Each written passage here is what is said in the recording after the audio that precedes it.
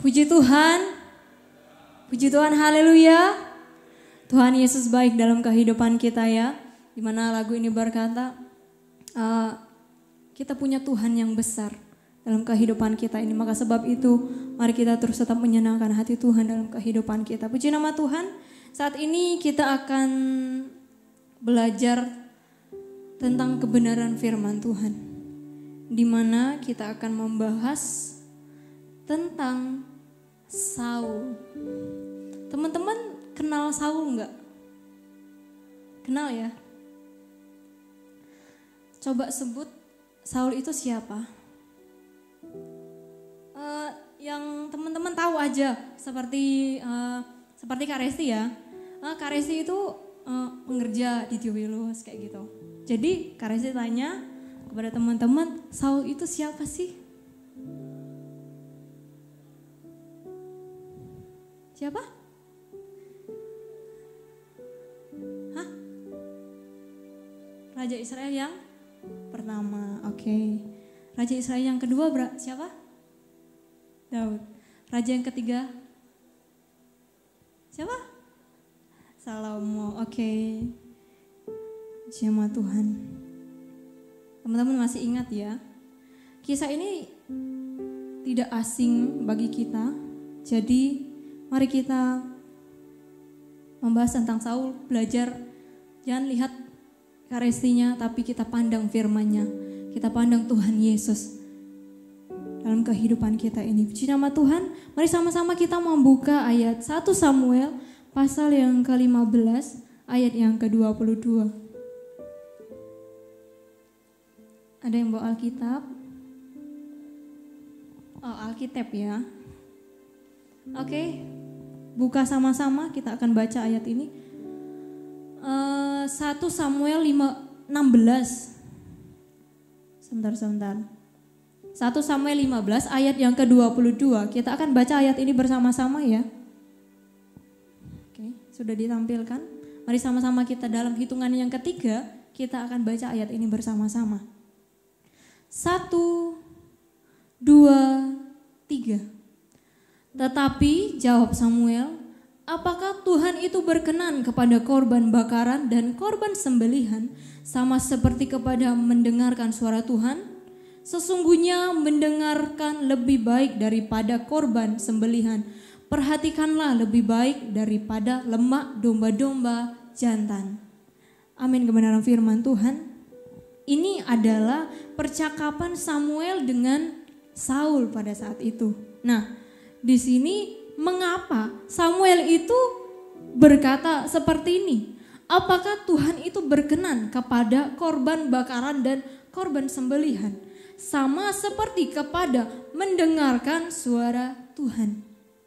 Nih di kalimat yang berikut, sesungguhnya mendengarkan lebih baik daripada korban sembelihan. Mengapa sih Samuel ini berkata seperti itu kepada Saul pada saat itu?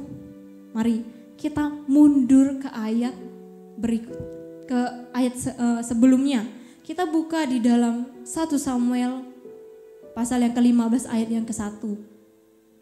Di sini saya akan membacakan.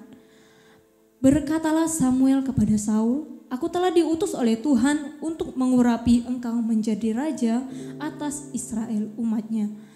Oleh sebab itu dengarkanlah bunyi firman Tuhan. Di mana Samuel ini datang kepada Saul pada saat itu untuk bertujuan untuk mengurapi Saul pada saat itu. Nah, maka sebab itu ketika ia mau mengurapi, tapi dia berkata seperti ini. Dengarkanlah bunyi firman Tuhan. Dengarkanlah bunyi firman Tuhan. Beginilah firman Tuhan semesta alam. Ayat yang kedua, aku akan membalas apa yang dilakukan orang Amalek kepada orang Israel. Karena orang Amalek menghalang-halangi mereka ketika orang Israel pergi dari Mesir.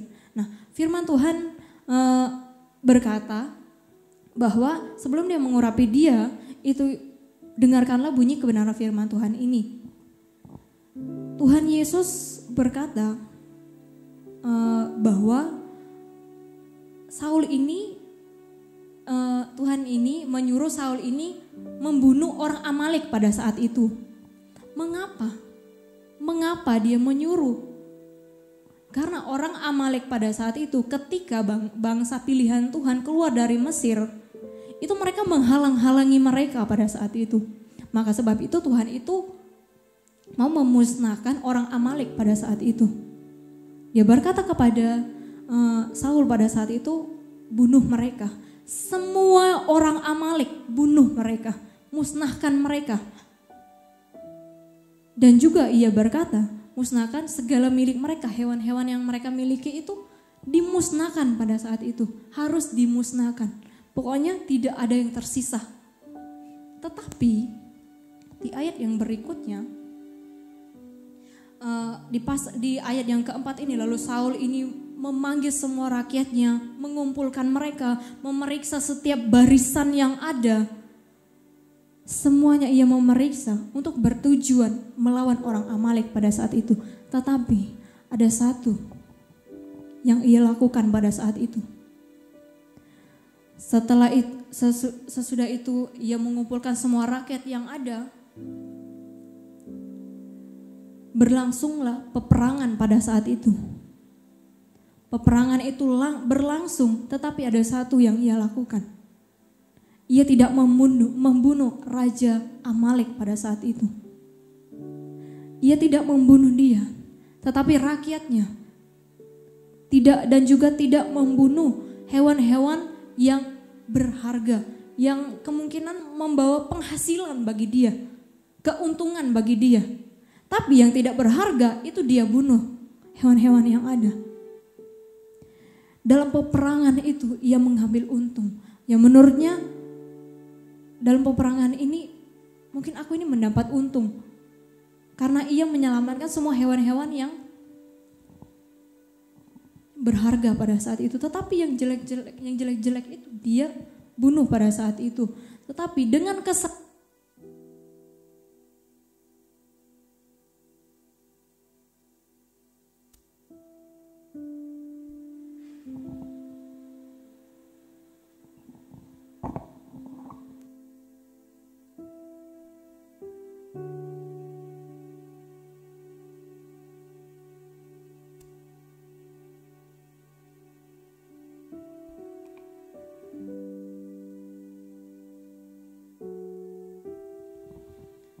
pada saat itu, dengan kisah yang tadi, apa kesalahan Saul pada saat itu? Kesalahan Saul tidak mendengarkan kebenaran firman Tuhan yang dikatakan oleh Samuel kepada Saul pada saat itu. Ia berkata seperti itu. Dan ia tidak melakukan semuanya. Perintah Tuhan kepada Saul pada saat itu, bunuh semua orang Amalek dan segala hewan-hewan yang ada. Tetapi dia tidak membunuh. Dia membunuh semua orang Amalek, tetapi kecuali Raja Amalek. Dia tidak membunuh raja itu dan segala hewan yang berharga pada saat itu. Itulah kesalahan Saul pada saat itu. Dan di ayat yang berikut ini, di ayat yang ke-10, lalu datanglah firman Tuhan kepada Samuel. Samuel lagi bersantai-santai mungkin ya, tiba-tiba Tuhan itu berfirman kepada Samuel. Karena Tuhan itu maha tahu apa yang Saul lakukan pada saat itu. Ia berkata kepada Samuel, aku menyesal karena aku telah menjadikan Saul raja. Sebab ia telah berbalik daripada aku dan tidak melaksanakan firman-Ku. Maka sakitlah hatinya Samuel dan ia berseru-seru kepada Tuhan semalam-malaman. Karena ketidaktaatnya Saul pada saat itu, Tuhan berfirman kepada Samuel, aku menyesal memilih raja ini. Aku menyesal. Karena ia tidak taat kebenaran firman Tuhan. Setelah Tuhan berfirman kepada Samuel, ia bertemu dengan Saul pada saat itu. Dengan santainya, Saul ini berkata begini kepada Samuel. Ketika Samuel ini bertemu dengan Saul pada saat itu, diberkatilah kiranya engkau oleh Tuhan. Aku telah melaksanakan firman Tuhan. Ia berkata seperti itu kepada Samuel pada saat itu. Dengan mulianya ia berkata, diberkatilah engkau karena aku sudah melakukan kebenaran firman Tuhan. Apakah Saul itu melakukan kebenaran firman Tuhan? Tidak. Dia tidak melakukan kebenaran firman Tuhan. Tetapi dia berkata kepada Samuel. Dia coba-coba berbohong kepada dia. Dia tidak melakukan kebenaran firman Tuhan pada saat itu. Di ayat yang ke-14, tetapi kata Samuel, kalau begitu apakah bunyi kambing domba yang sampai ke telingaku? Yang mengetahui itu dari Tuhan, karena Tuhan sudah berfirman kepadanya. Maka sebab itu Tuhan menyesal ketika ia memilih Saul pada saat itu. Terus menerus. Dan di ayat yang ke-20 ini lalu kata Saul kepada Samuel, aku memang mendengarkan suara Tuhan dan mengikuti jalan yang telah disuruh Tuhan kepadaku. Dan aku membawa Agag, raja orang Amalek. Tetapi orang Amalek itu sendiri telah kutumpas. Ia berkata seperti itu kepada Samuel. Mengapa dia membawa raja ini? Padahal kebenaran firman Tuhan itu sudah jelas mengatakan bahwa engkau musnahkan semuanya orang Amalek pada saat itu. Maka sebab itu timbullah pembicaraan ini di ayat yang ke-20 ini yang kita bacakan tadi. Apakah Tuhan itu berkenan kepada korban bakaran dan korban sembelihan? Sama seperti kepada mendengarkan suara Tuhan, sesungguhnya mendengarkan lebih baik daripada korban sembelihan. Perhatikan, lebih baik daripada lemak domba jantan pada saat itu. Dan akhirnya di ayat terakhir dari pasal ini, karena percakapan berlangsung dan Samuel ini menyuruh Saul ini membawa Raja Amalek pada saat itu. Di akhir pasal ini dia berkata kepadanya bahwa Raja Amalek Agag itu kepada saya. Setelah itu di Gilgal Samuel mencincang Agag Raja Amalek itu di depan Tuhan. Di terakhir pasal ini ayat ini mengatakan, dan Tuhan menyesal karena ia menjadikan Saul atas Israel. Apa yang kita bisa lihat dari cerita ini? Pentingnya kita itu mendengar. Jangan kita itu mendengar hal-hal yang positif dalam hidup kita. Kita harus mendengarkan setiap kebenaran firman Tuhan yang Tuhan firmankan dalam hidup kita. Jangan begini dan jangan begitu. Salahnya Saul, dia tahu firman Tuhan itu. Tetapi apa? Tetapi ia melakukan sesuai dengan kehendaknya sendiri. Dia tidak melakukan kebenaran firman Tuhan pada saat itu.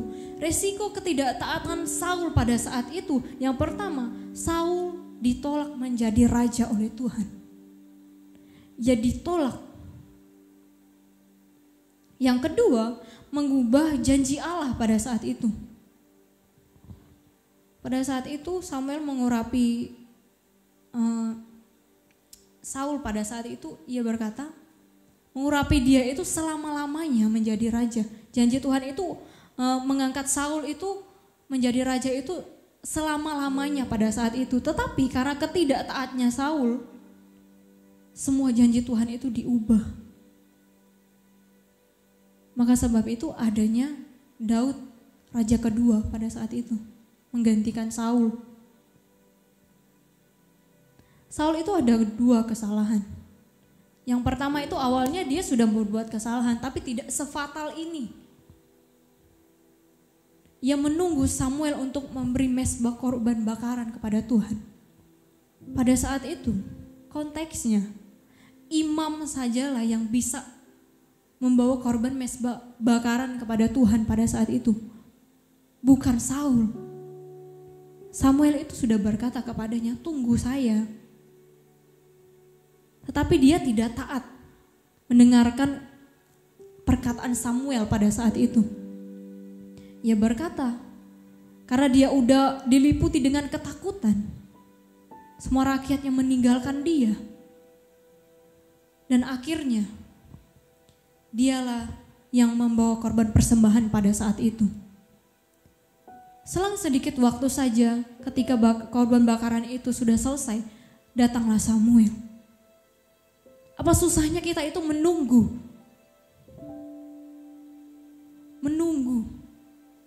Tetapi Saul tidak taat. Ia melakukan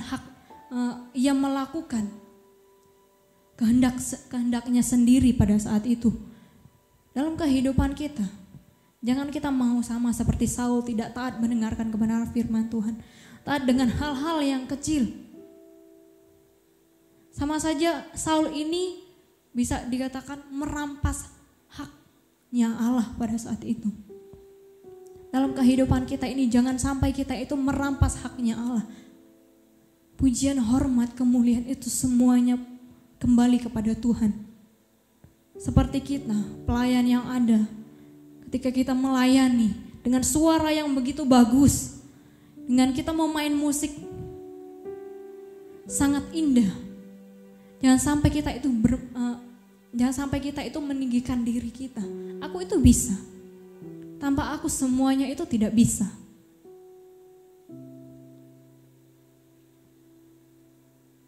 Itu kita merampas haknya Tuhan. Maka sebab itu kita sering mendengar orang-orang berdoa, segala pujian hormat kami kembalikan kepada Tuhan. Begitu juga dengan kehidupan kita. Jangan sampai kita itu mengambil semuanya untuk diri kita sendiri. Kita ini siapa sih di hadapan Tuhan? Kita ini siapa? Maka sebab itu hidup kita ini kita taruh terus kepada Tuhan. Biar roh Tuhan itu memimpin hidup kita. Memimpin setiap kehidupan kita, setiap langkah demi langkah hidup kita. Contohnya seperti calon Raja Daud. Hal-hal kecil dia taat melakukan. Ketika ketiga kakaknya ini lagi pergi ke medan perang pada saat itu, papanya ini menyuruh Daud pada saat itu memberi makanan kepada mereka. Itu hal sepele. Kalau secara manusia, kalau kita tidak mau ya bisa saja. Kenapa tidak papa saja yang pergi? Kenapa suruh saya?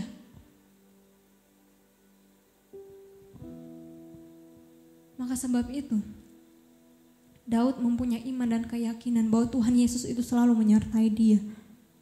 Dia menaati setiap apa yang diperintahkan oleh papanya pada saat itu. Ia pergi ke medan perang untuk memberikan makanan pada saat itu. Itu hal sepele. Hal sepele pada saat itu. Tetapi ia menjalaninya. Hal-hal yang seperti ini kita harus perhatikan dalam hidup kita. Hari demi hari kita boleh bertumbuh di dalam Tuhan, amin. Hari demi hari kita terus tetap percaya bahwa Tuhan Yesus itu menyertai kita. Jangan kita takut. Seperti Saul pada saat itu tidak sabar menunggu Samuel. Ia diliputi dengan ketakutan. Apakah kita mau sama seperti Saul pada saat itu? Penuh dengan ketakutan. Ketika kita mau melangkah. Ketika kita mau melakukan kebenaran firman Tuhan. Apakah hidup kita ini terus tetap menaatkan kebenaran firman Tuhan? Apakah kita ini diliputi dengan ketakutan? Bahwa aku ini bisa atau tidak?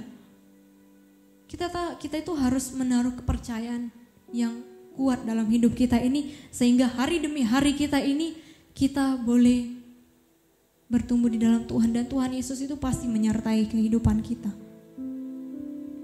Mari terus taruh dalam hidup kita ini, mendengarkan kebenaran firman Tuhan. Hari demi hari, ketika Tuhan berkata kepada kita, kamu itu bisa. Jangan sampai kita itu berkata, saya tidak bisa Tuhan. Kalau kita berkata seperti itu, kita meragukan kuasanya Tuhan. Kita meragukan kepercayaannya Tuhan. Kita meragukan semua apa yang Tuhan lakukan dalam hidup kita. Mari terus kita mempunyai iman dan keyakinan. Kita mau terus tetap taat kepada kebenaran firman Tuhan hari demi hari dalam hidup kita, amin. Terus tetap tinggal di dalam Tuhan. Roh Kudus biarlah menguasai hati kita. Jangan sampai kita ini diremut dengan rasa ketidaktaatan, malas dan sebagainya. Bangun hubungan kita terus kepada Tuhan, sehingga kita ini terus tetap diperkuat. Kita ini masih manusia. Masih banyak kesalahan-kesalahan yang kita lakukan sengaja maupun tidak sengaja dalam hidup kita. Mari terus tetap andalkan Tuhan, berharap kepada Tuhan. Bahwa kita percaya bahwa kuasa Roh Kudus akan menyertai hati kita hari demi hari dan sampai kepada kita menantikan setiap janji-janjinya Tuhan. Jangan sampai dalam kehidupan kita ini seperti Saul mengubah setiap janjinya karena satu hal, karena ia tidak taat. Apakah kita tidak taat dan kita mengubah setiap janjinya Tuhan dan kita akan menerima setiap apa yang Tuhan janjikan kepada kita. Jangan sampai kita ini tertolak. Jangan sampai kita ini ditolak oleh Tuhan masuk dalam kerajaan Tuhan. Maka sebab itu hari demi hari kita jaga sikap kita dengan doa dan sebagainya. Sehingga kita boleh kuat di dalam Tuhan, amin. Puji Tuhan, terus tetap andalkan Tuhan dalam hidup kita. Karena Tuhan Yesus yang layak kita sembah. Karena Tuhan Yesus yang layak kita puja dalam hidup kita. Mari terus tetap Roh Kudus ini berkarya dalam hidup kita. Dan kuasanya terus tetap berkarya dalam hidup kita ini. Ya Tuhan, mari kita bangkit berdiri. Kita merenungkan setiap kebenaran firman Tuhan. Kita angkat pujian. Berkaryalah Roh Kudus di sini. Berkaryalah dengan kuasa-Mu. Haleluya, Yesus. Berkaryalah Roh Kudus di sini. Berkaryalah dengan kuasa-Mu. Berkaryalah Roh Kudus di sini. Berkaryalah dengan kuasa-Mu. Katakan jamalah, jamalah kami, jamalah setiap hati. Ubahlah kami jadi baru.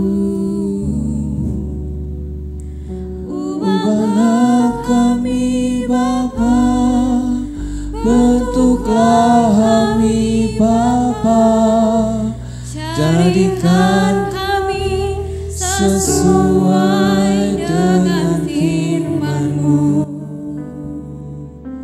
Ubahlah kami Bapa, bentuklah kami Bapa, jadikan kami sama seperti Yesus.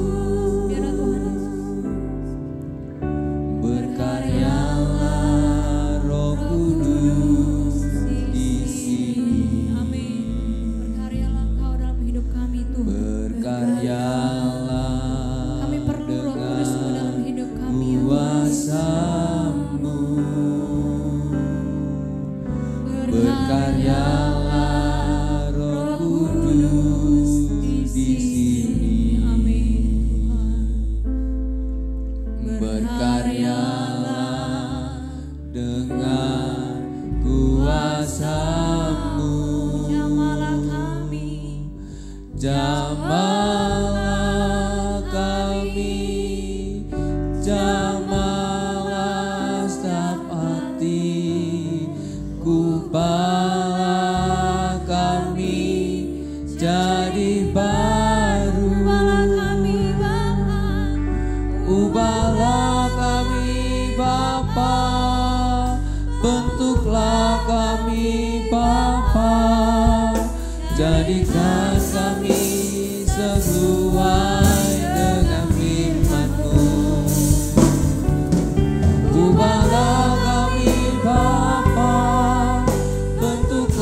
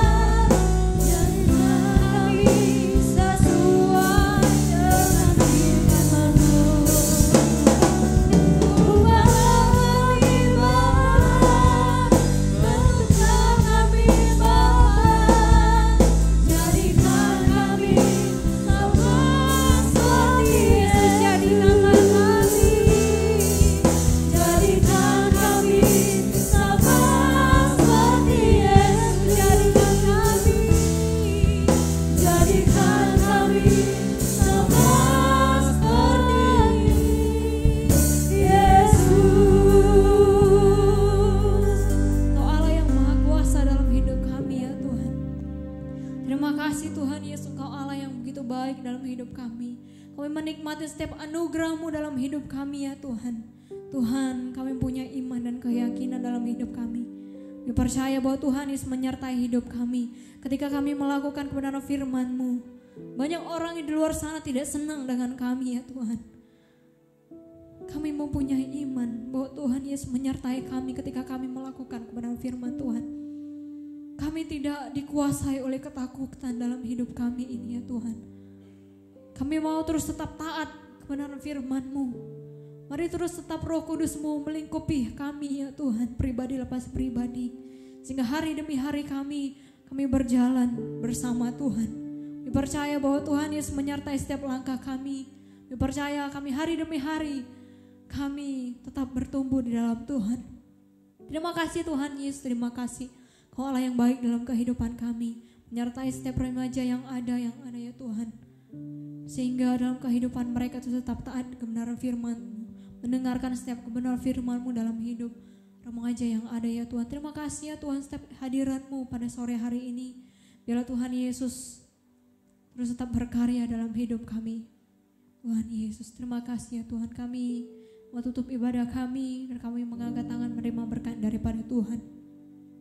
Remaja yang dikasih oleh Tuhan, pulanglah terimalah berkat dari Allah Bapa, cinta kasih sayang dari Tuhan Yesus, persekutuan damai sejahtera yang dikerjakan oleh Allah Roh Kudus menjadi bagian kita hari ini, besok sampai selama-lamanya. Tuhan Yesus datang yang kedua kali menjemput kita. Pulanglah terima berkat ini dalam nama Tuhan Yesus yang menjadi juru selamat kami hidup. Haleluya. Amin.